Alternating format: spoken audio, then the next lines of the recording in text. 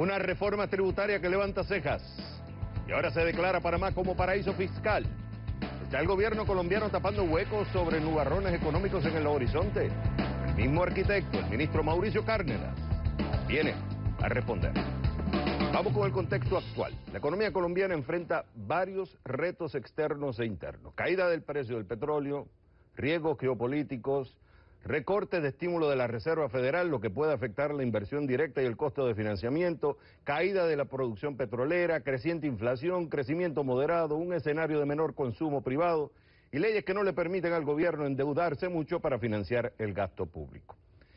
En este contexto, el gobierno va al Congreso para pedir más plata para el 2015. ¿Por qué? El gasto aumentará para los próximos años y necesita más ingresos, porque los impuestos que vencen, hay unos impuestos que vencen o disminuyen y hay menos ingresos por petróleo.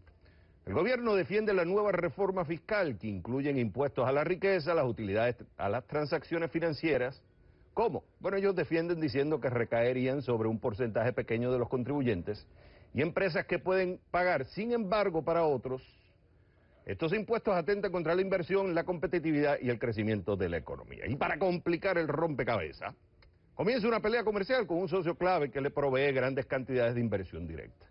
El gobierno colombiano acaba de declarar a Panamá paraíso fiscal, que quiere decir que todos aquellos, tanto colombianos como empresas colombianas, que tienen relación comercial con Panamá, pagarán mucho más impuestos.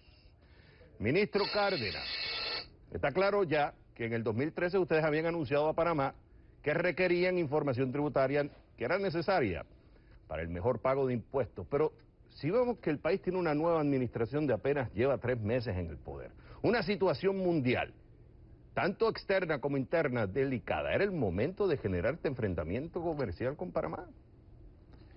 Javier, en primer lugar, buenas noches.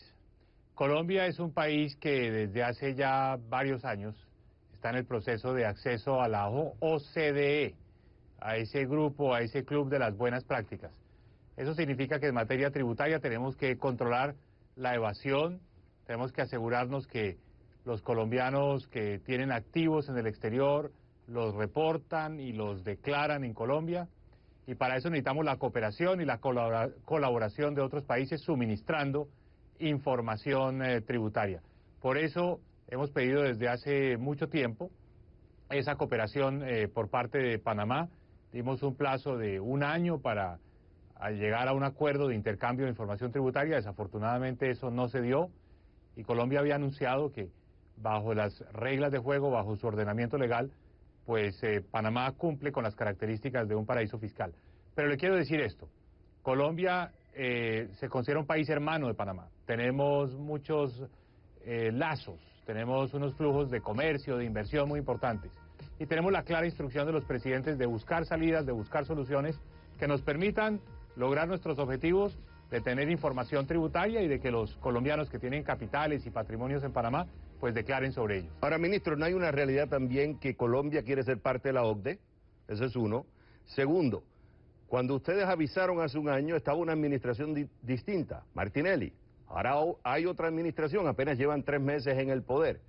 No ser, y otro argumento que también ellos están diciendo es que hay un tema de soberanía, o sea, hay una ventaja competitiva que tiene Panamá sobre el derecho bancario. ¿No sería mejor, teniendo ese escenario, discutir, sentarse y no traer esta presión en un momento, como expliqué, hay una situación económica externa preocupante y también interna? Estamos completamente abiertos a buscar fórmulas. De hecho, he tenido ya varias reuniones con el ministro de la Guardia, el ministro de Economía y Finanzas de Panamá. Vamos a volver a tener otra reunión el próximo domingo, que nos permitan acceder a la información que necesitamos para que Panamá deje de ser un paraíso fiscal. Y también tenemos que reconocer que hay muchos otros países que, habiendo estado originalmente en la lista de paraísos fiscales de Colombia, han salido de esa lista gracias a los acuerdos que han firmado con nosotros. Mauricio, vamos con el tema de la reforma fiscal que le están llamando la reforma del tapahueco. Y voy a citar a Santiago Pardo Ramírez y dice que esta reforma fiscal, específicamente el impuesto a la riqueza, es una tasa de tributación confiscatoria y da un ejemplo. En los negocios intensivos de maquinaria y equipo, los bienes de capital quedan sometidos a 3 gravámenes: IVA, renta presuntiva e impuesto a la riqueza. si se está buscando crecimiento económico, en un momento que está débil la situación dentro de la economía colombiana, especialmente por los ingresos del petróleo, ¿es el momento de poner esta tributación confiscatoria, como dice Ramírez? Javier, el impuesto al patrimonio o el impuesto a la riqueza ahora es un impuesto que existe en Colombia desde el año 2003. La propuesta que ha hecho el gobierno es extenderlo por 4 años más, en las mismas condiciones, con las mismas tarifas que están actualmente vigentes. No hay absolutamente nada nuevo. Y aprovecho también para decirte, la economía colombiana es hoy la economía más exitosa en América Latina. El Fondo Monetario Internacional acaba de revisar al alza el pronóstico de crecimiento para Colombia a 4.8% para este año. Sí, pero no es lo mismo del 6, Cárdenas, no es lo mismo que se venía teniendo un crecimiento del 6 y el 7%. Y la realidad también que el ingreso del petróleo ha estado disminuyendo, la producción en Colombia ha estado disminuyendo. Y hay proyecciones del consumo privado también va a ir disminuyendo. No. Y también hay otra cosa, que no es lo mismo tener 1.000 millones de pesos en el 2011 que tener 1.000 millones de pesos que tienen que crecer al 2015. Por eso es que dicen que al final se le está cobrando más a aquellos que tienen más de 1.000 millones de pesos. Por supuesto, porque sus patrimonios se han valorizado, los activos se han valorizado, pero las tarifas del impuesto siguen siendo las mismas. Pero un comentario sobre la situación económica.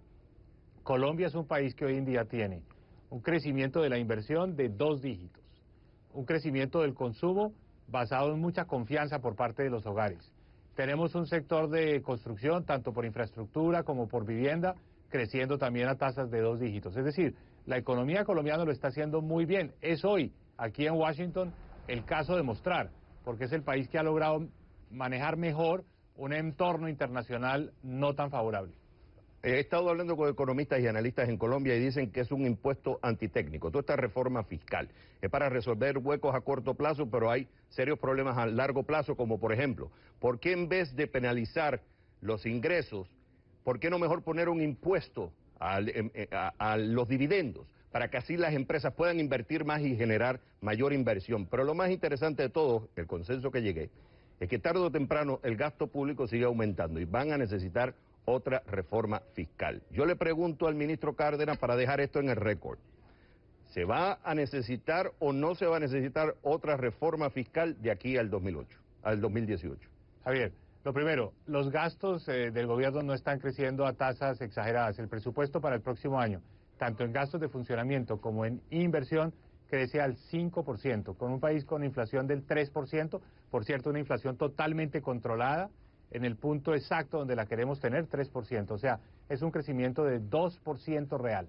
De manera que tenemos una política de austeridad muy firme. Pero el déficit está por encima, el déficit de 2,4 está por encima del 2,3, que es el establecido por la regla fiscal, ¿correcto? No, lo tenemos que cumplir, es una ley. Okay. No tenemos ninguna flexibilidad en esa materia. Hay una regla que nos impone una especie de camisa de fuerza en materia fiscal. Pero volvamos al tema tributario.